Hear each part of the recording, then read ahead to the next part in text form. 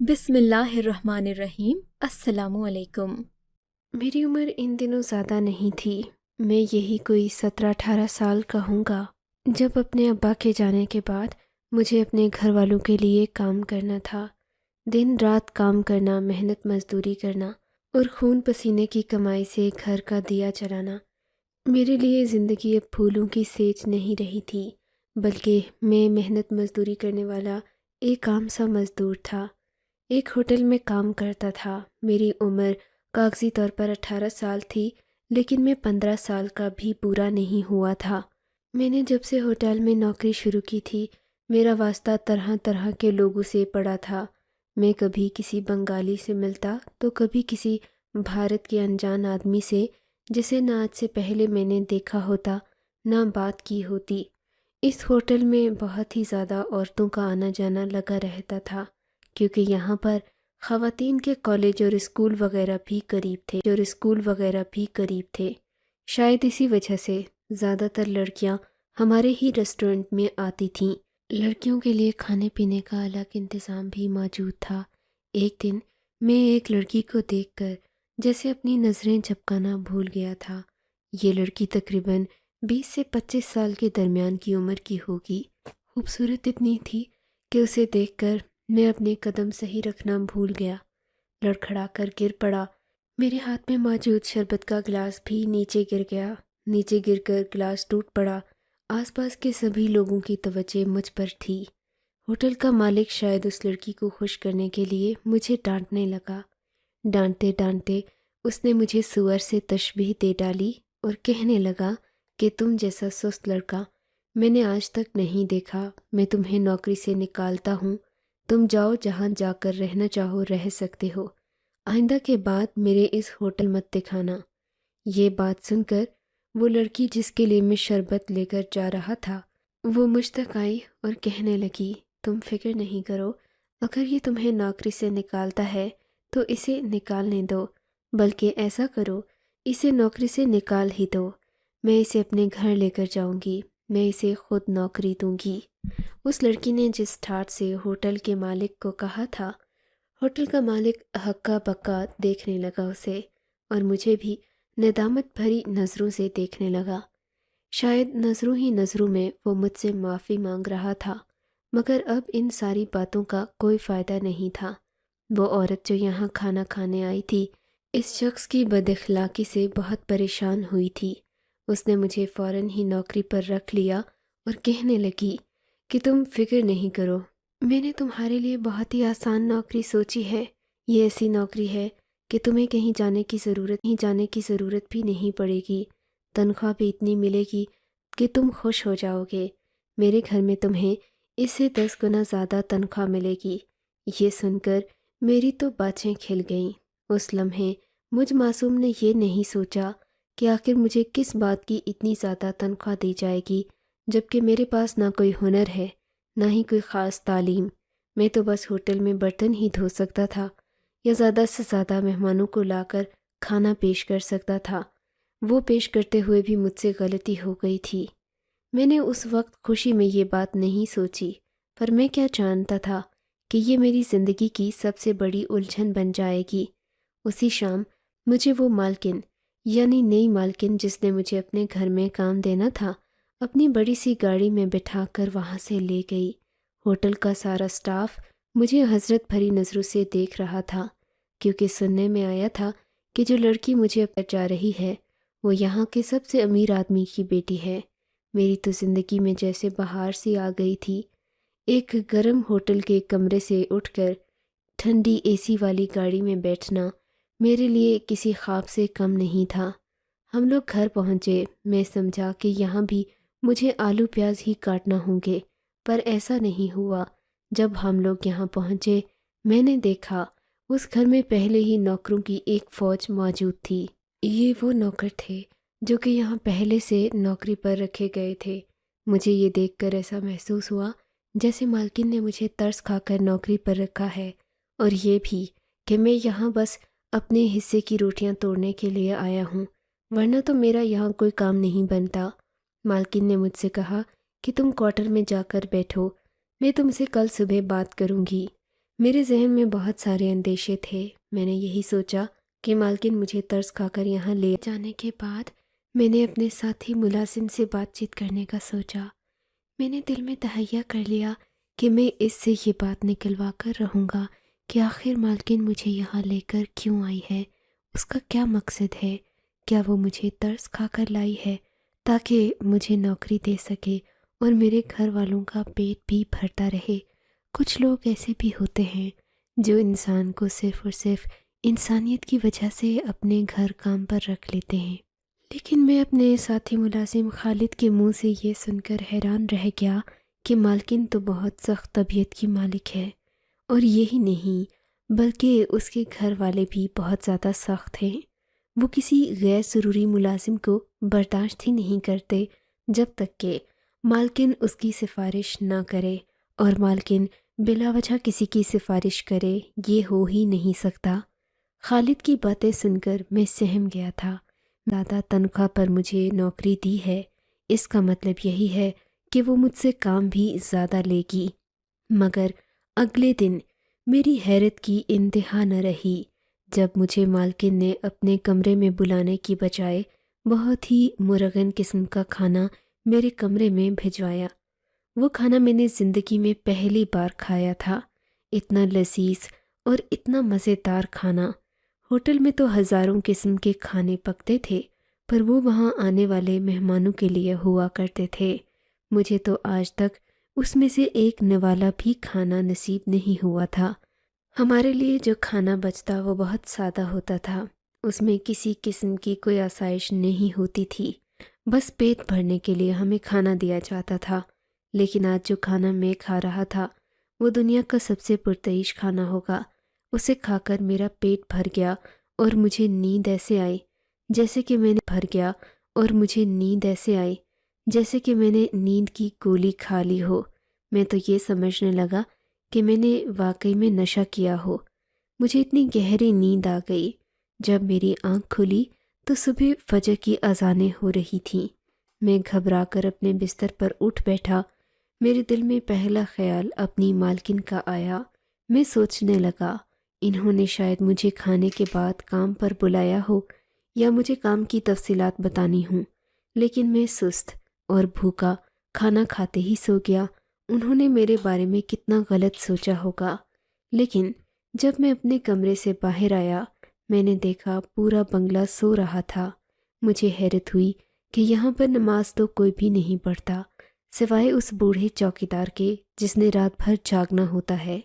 میں اپنے کمرے میں واپس آ گیا۔ میں نے بھی اپنے کمرے میں ہی نماز ادا کی۔ اس کے بعد میں ابھی ان سوچوں میں گم ہی تھا کہ کمرے کا دروازہ کھولا۔ ایک اور ملازم انتہائی خوبصورت ٹرے میں سجا کھانا لے کر کمرے میں داخل ہوا اور اس نے مجھے ناشتہ پیش کیا۔ مجھے لگ رہا تھا کہ میں اس محل میں نوکر نہیں بادشاہ بن کر آ گیا ہوں۔ اتنی خدمت کسی ملازم کی تو نہیں ہوتی۔ میں نے دل میں ایک بار پھر یہی سوچا اور خیال آنے لگا کہ کیا پتہ مالکن کو مجھ سے کیا کام ہو جو میری اتنی خدمتیں کی جا رہی ہیں۔ کہیں مجھ سے اپنے لیے جان ہی نہ مانگ لے۔ مجھے بہت سارے قصے کہانیاں یاد آنے لگے جس میں مالک اکثر اپنے ملازموں کی جان لے لیتے ہیں، لیکن میری جان لے کر کوئی کیا کرے گا؟ میں نے دل میں سوچا اور پھر اس خطرناک خیال کو جھٹک دیا۔ ناشتہ کرنے کے بعد میں اس آدمی کے منہ کی طرف دیکھنے لگا کہ شاید اب یہ مجھے کوئی کام بتا دے، کیونکہ مجھے یہاں آئے ہوئے دوسرا دن تھا، اور جیسا کہ میں نے سنا تھا میری مالکن بہت سخت تھی۔ وہ بلا وجہ کسی بھی آدمی کو نوکری پر نہیں رکھتی تھی۔ اب اسے مجھ سے کوئی کام لینا تو چاہیے تھا، لیکن ناشتہ دینے کے بعد وہ آدمی وہاں سے چلا گیا۔ اب میں اپنے کمرے سے باہر نکلا۔ سب لوگ اپنے اپنے کاموں میں مصروف تھے۔ میں نے ایک آدھ آدمی سے بات کرنے کی بھی کوشش کی، پر کسی نے مجھے خاطر خواہ جواب نہیں دیا۔ تب میں پہلے والے لڑکے خالد کے پاس گیا۔ اس سے میں نے کہا کہ خالد، مجھے خدا کے لیے یہ تو بتاؤ کہ مالکن نے مجھے اس محل میں کیوں رکھا ہوا ہے؟ اگر میرا کام نہیں ہے تو میرے یہاں آنے کا مقصد کیا ہے؟ میری بات سن کر خالد نے پہلے ادھر ادھر نظریں گھمائیں اور پھر مجھے انتہائی ڈرانے والے انداز میں کہنے لگا، آج تو تم نے یہ بات کر دی ہے، دوبارہ یہ بات منہ سے مت نکالنا۔ مالکن کو اپنے بارے میں کوئی بھی منفی بات پسند نہیں ہے، چاہے وہ ان کے اچھے رویے کے بارے میں کیوں نہ ہو۔ کوئی انہیں روکے ٹوکے وہ اس بات کا سخت برا مناتی ہیں۔ اس لیے تم بھی چپ چاپ بیٹھے رہو، بس اس دن کا انتظار کرو جب مالکن خود تمہیں حکم دیں گی۔ بلا وجہ اپنے آپ کو مصیبت میں مت ڈالو۔ اگر ایسے کرو گے تو تمہاری نہ ہی کوئی قدر ہوگی اور نہ یہاں تم زیادہ دیر ٹک سکو گے۔ بس مالکن کی تابع داری کرو، اس کے بدلے میں تمہیں جو ملتا ہے اسے قبول کر لو۔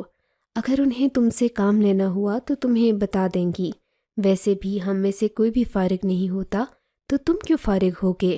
اس لمحے مجھے یوں لگا جیسے خالد کو مجھ سے حسد ہو رہا ہو۔ وہ بیچارہ پورا دن بھاگ بھاگ کر محل میں کام کرتا تھا، جبکہ میں جب بھی اپنے کمرے میں جاتا ہر طرف مجھے خوشبوئیں یا پھر لذیذ کھانے کو ملتے۔ میرے آئے ہوئے یہاں پہ ایک رات مالکن کی طرف سے مجھے حکم ملا کہ میں فوراً ان کے کمرے میں حاضر ہو جاؤں۔ میرے تو ہاتھ پاؤں کانپنے لگے، ماتھا پسینے سے شرابور ہو گیا۔ میں اسی دن کے انتظار میں تھا کہ مالکن مجھے کوئی حکم دیں گی، لیکن آج جب مالکن نے مجھے اپنے کمرے میں طلب کیا، میری حالت خامخواہ خراب ہو رہی تھی۔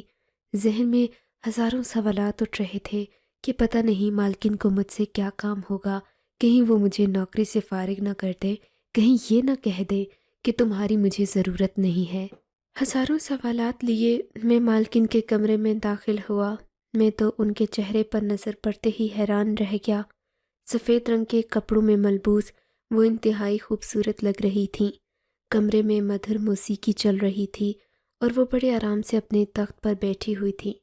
پاس ہی ان کے چھوٹا سا میز رکھا تھا جس پر مختلف کاغذات بکھرے ہوئے تھے۔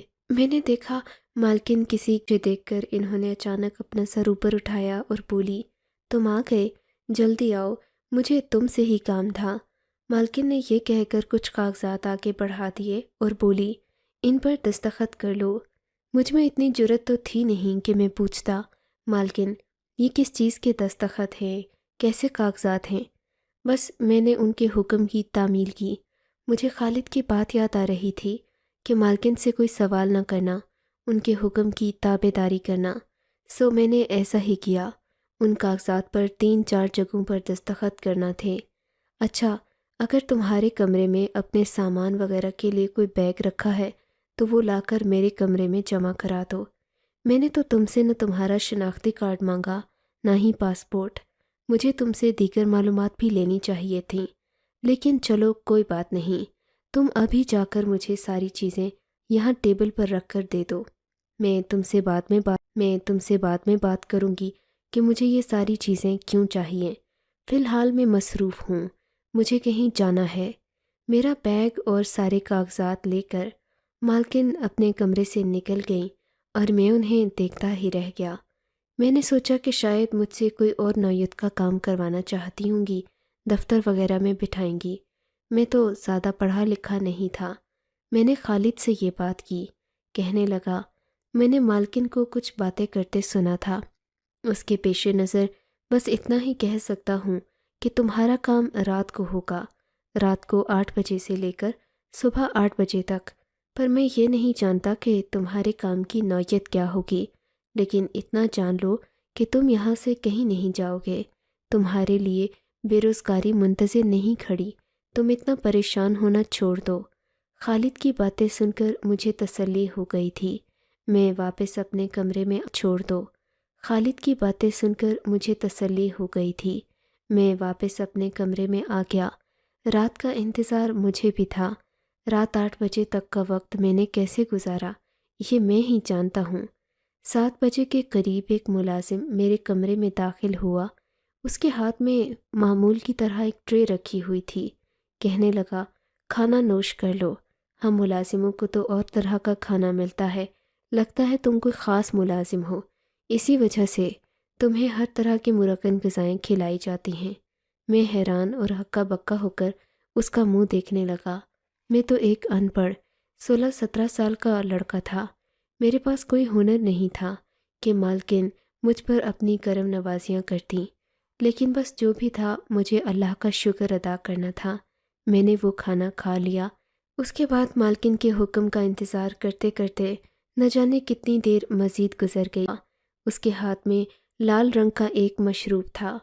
کہنے لگا کہ میں تمہارے لیے مشروب لے کر آیا ہوں۔ میں نے کہا میں مشروب نہیں پیتا۔ اس نے گرجدار آواز میں کہا یہ مالکن نے بھیجا ہے، حلال مشروب ہے، ہم بھی کوئی کافر نہیں ہیں۔ مالکن کا حکم ماننے سے انکار کرنے کی جرت دوبارہ مت کرنا، ورنہ تم یہاں سے جاؤ گے، نوکری سے بھی اور اپنے کام سے بھی۔ بہتر ہے کہ آئندہ منہ سے ایک لفظ بھی نہ نکلے۔ اس کی بات سن کر میں حیران ہو گیا۔ مالکن نے کیا مجھے تنخواہ کے عوض خرید لیا ہے؟ دل میں سوچا ہاں میری اوقات ہی کیا ہے، خرید بھی لیں تو میرے لیے خوش قسمتی ہی ہے۔ یہ سوچ کر میں نے وہ سارے کا سارا شربت پی لیا۔ اس کے بعد میں سو گیا۔ جب میری آنکھ کھلی تو مجھے کچھ عجیب سا محسوس ہو رہا تھا، مگر میں نے زیادہ غور نہیں کیا۔ اٹھنے پر آج مجھے بیکار محسوس نہیں ہوا۔ مالکن نے فوراً مجھے اپنے کمرے میں بلایا۔ میں نے دیکھا ان کے چہرے پر بے پناہ خوشی تھی۔ مجھے دیکھ کر کہنے لگیں مجھے یقین نہیں آتا کہ مجھے اتنا زبردست اور اتنا تابع دار ملازم مل گیا ہے جو میری سب سے بڑی پریشانی دور کر دے گا۔ اب مجھے کوئی گلا شکوہ یا پھر کوئی پریشانی نہیں رہے گی۔ تم میرے بہت کام کے آدمی ہو، میں ہمیشہ تمہیں اسی طرح رکھوں گی۔ جتنے پیسے چاہیے تم اپنے گھر والوں کو بھیج دینا، اور ہاں اب اپنی صحت کا خاص خیال رکھنا۔ تم اس شہر کے سب سے امیر گھر کے سب سے خاص ملازم ہو۔ میں نے اپنے شوہر کو بھی تمہارے بارے میں بتایا ہے، وہ بھی بہت خوش ہیں۔ تمہاری ملازمت کرنے سے ہم دونوں کی زندگیاں آسان ہو گئی ہیں۔ میں مالکن کی بات سن کر ہکا بکا رہ گیا۔ مجھے پہلے ایسا لگتا تھا جیسے مالکن مجھ پر عاشق ہو مجھ سے۔ اس دن تو ایک پل کے لیے مجھے یہ گمان ہوا کہ وہ مجھ سے نکاح کرنے جا رہی ہے، کیونکہ اکثر کہانیوں میں میں نے دیکھا کہ ایک غریب ملازم کو ایک امیر عورت اپنے نکاح میں باندھ لیتی ہے۔ ایسا بہت بار ہوا ہے، لیکن میں اتنا بھی خوبصورت نہیں تھا، سو یہ خیال چھٹک دیا تھا۔ آج جب مالکن نے بتایا کہ وہ شادی شدہ ہے، اس کی تو شادی ہو چکی ہے، تب میں نے کہا کہ نہیں، مالکن میرے لیے ایسا سوچ بھی نہیں سکتی تھی۔ میں بھی کن خوابوں اور خیالوں میں گم رہا، مجھے شرم آنی چاہیے۔ میں نظریں جھکائے کھڑا تھا کہ کمرے میں مالکن کا شوہر بھی داخل ہو گیا۔ اس نے میرا کندھا تھپ تھپایا اور بولا بہت اچھا کام کر رہے ہو تم، ہمیں تم سے یہی امید تھی۔ تمہاری عمر کم ہے، اسی لیے میں اور میری بیوی ہمیشہ تمہیں اس محل میں رکھیں گے۔ تم جب تک ملازمت کرنا چاہو کر سکتے ہو، جوان بھی ہوگے تو ہمارے وفادار رہو گے، سو ہمیں کوئی فکر نہیں کہ تم یہاں جتنے عرصہ رہنا چاہتے ہو رہ سکتے ہو۔ میں یہ بات سن کر حیران ہو گیا تھا۔ میں ڈر کے مارے یہ بھی نہیں پوچھ رہا تھا کہ میں آپ کے کس کام آیا ہوں، میں تو صرف مشروب پی کر سو گیا تھا، اور اگر کوئی ناجائز یا غلط کام ہوتا تو مالکن کا شوہر میرا کندھا کیوں تھپ تھپاتا، مجھے شاباش کیوں دیتا؟ میں اپنے کمرے میں آ کر چپ چاپ بیٹھ گیا۔ خالد سے میری دوستی بڑھ چکی تھی۔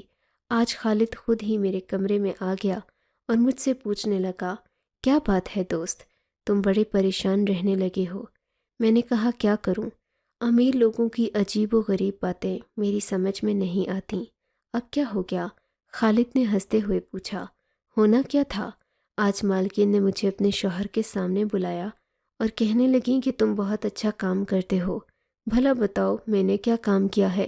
میں تو کل مشروب پی کر سو گیا تھا، اچھا کام کیا ہے؟ اب تم ہی بتاؤ، میرا حیران ہونا بنتا ہے یا نہیں؟ ہاں حیران ہونا تو واقعی میں بنتا ہے، ہم تو یہاں گدھوں کی طرح کام کرتے ہیں۔ خالد نے میری ہاں میں ہاں ملائی۔ تم ایک کام کرو، مجھے لگتا ہے تمہاری ساری ملازمت سوتے ہوئے ہوتی ہے۔ کیا مطلب؟ میں نے چونک کر پوچھا۔ مطلب یہ کہ تمہیں تنخواہ اس بات کی ملتی ہے کہ تم رات بھر سوتے ہو۔ اب مجھے یہ بتاؤ کہ رات بھر سوتے ہو تو کچھ تو ہوتا ہوگا تمہارے ساتھ جس کی تمہیں تنخواہ دی جاتی ہے۔ اچھا، میرے سونے سے بھلا انہیں کیا ملے گا؟ کوئی نہ کوئی بات ہوگی جس کا مجھے نقصان بعد میں اٹھانا پڑے گا۔ میں اتنی چیزیں کھا پی کر اگر سو بھی جاتا ہوں یہ میری صحت کے لیے اچھا نہیں، لیکن مالکن تو کہہ رہی تھی کہ تم اپنی صحت کا خیال رکھنا، اور ہمارے لیے بھی یہ بہت ضروری ہے کہ تم اپنی صحت کا خیال رکھو۔ میں مالکن کی باتوں کا ذکر کر رہا تھا۔ والد نے مجھ سے کہا کہ تم رات کو سونے سے پہلے اپنی حالت کا اچھی طرح سے جائزہ لے لینا، جب تم صبح اٹھو گے تب بھی اپنی حالت کا جائزہ لے لینا، تب تمہیں معلوم پڑ جائے گا کہ رات کو ایسا کیا ہوتا ہے جس کے تمہیں پیسے ملتے ہیں۔ میں نے کہا یہ بات بھی صحیح ہے، لیکن میں نے اکثر ہی نوٹ کیا ہے کہ میری ٹانگوں میں درد رہتا ہے اور میرے کپڑوں سے عجیب سی بدبو آتی ہے۔ تم کچھ ایسا بتاؤ جو میں نہ جانتا ہوں۔ تم ایسا کرنا کہ کل وہ مشروب نہ پینا جو تمہارے کمرے میں لایا جاتا ہے، اور ایسا کرنا کہ وہ باہر رکھ دینا۔ مشروب کو میں گرا دوں گا اور دوسرے ملازم سے کہہ دوں گا کہ تم نے مشروب پی لیا ہے۔ ہاں یہ بھی صحیح ہے، میں کل رات سونا نہیں چاہتا، دیکھنا چاہتا ہوں کہ مجھے کس بات کی تنخواہ ملتی ہے۔ یہ کہہ کر میں اپنے کمرے میں آ گیا۔ خالد کے بتائے ہوئے پلان کے مطابق میں نے کسی قسم کی کوئی بات چیت نہیں کی، یہاں تک کہ رات کو وہ آدمی آ گیا جو مجھے کھانا دینے آتا تھا۔ میں نے مشروب باہر رکھ دیا۔ اب حسب معمول مجھے رات کے وقت نیند تو نہیں آنا تھی۔ میں اپنی آنکھیں موند کر پھر بھی لیٹ گیا، کیونکہ میں جاننا چاہتا تھا کہ رات میرے ساتھ کیا ہوتا ہے۔ تھوڑی دیر ہی گزری تھی، میں نے کھلی آنکھوں سے دیکھا ایک کالا، خطرناک اور خوفناک کتا میری جانب بڑھ رہا تھا۔ وہ کتا اس قدر خوفناک تھا کہ اگر کوئی خواب میں بھی دیکھے تو چیخ کر اٹھ بیٹھے۔ میں تو پھر کم عمر اور نوجوان لڑکا تھا۔ میں نے چیخ ماری اور میں اٹھ بیٹھا۔ میرے اٹھنے کی دیر تھی کہ وہ کتا گھبرا گیا، وہ بھی کمرے سے بھاگنے لگا، اور پھر ایک آدمی میرے کمرے میں داخل ہوا، ساتھ ہی مالکن کی بھی آواز آنے لگی۔ مالکن جلد ہی میرے کمرے میں موجود تھی۔ میں ان کے پاؤں پڑ گیا۔ میں نے ہاتھ جوڑ کر کہا مجھے گستاخی معاف کیجیے گا، لیکن میں اس کالے کتے کو دیکھ کر ڈر گیا تھا، اس لیے میں نے اتنا شور مچایا۔ کوئی بات نہیں، مجھے پتا ہے کہ تم اپنی نوکری کے بارے میں پرتجسس تھے، اسی لیے آج خالد نے تمہیں کہا ہوگا کہ شربت نہ پینا۔ میں اچھی طرح جانتی ہوں، کسی بات سے بے خبر نہیں ہوں۔ اگر تم مجھ سے پوچھ لیتے تو میں تمہیں یوں ہی بتا دیتی، اتنے سارے منصوبے بنانے کی ضرورت نہیں تھی۔ دراصل یہ میرا کتا ہے، اس کا نام کورگی ہے۔ یہ معذور ہو گیا تھا، اس کی ایک آنکھ پر غلطی سے تیزاب گر گیا تھا، اسی وجہ سے یہ بیچارہ بہت زیادہ محرومیوں کا شکار رہا ہے۔ اب یہ میرا کتا ہے، اس قدر لاڈلا کہ میں نے اسے شادی سے پہلے ایک پل بھی خود سے جدا نہیں کیا۔ میرے ابا مجھ سے کہتے تھے کہ تم اس کتے کو اتنا لاڈ پیار مت دو، آخر انسان تو نہیں۔ کرتے کرتے میری شادی ہو گئی۔ شادی کے بعد میرے شوہر کو اس سے بہت زیادہ نفرت ہونے لگی۔ ایک تو یہ شکل کا خوبصورت نہیں ہے، میرا مطلب عام کتوں کی طرح نہیں کہ اس پر پیار آئے۔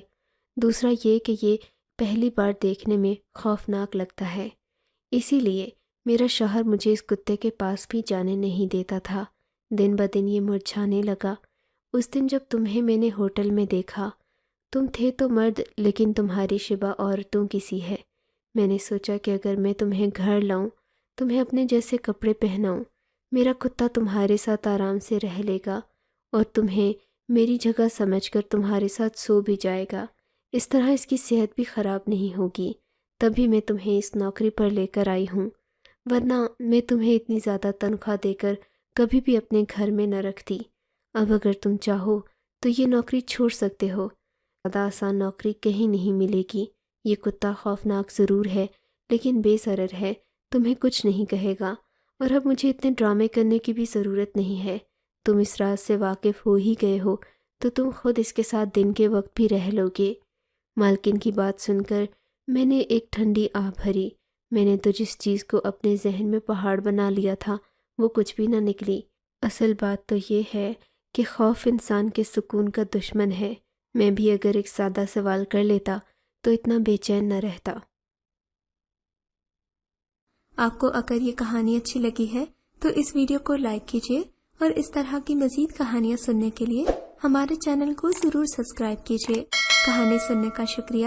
آپ سے ملاقات ہوگی اگلی ویڈیو میں، تب تک کے لیے اللہ حافظ۔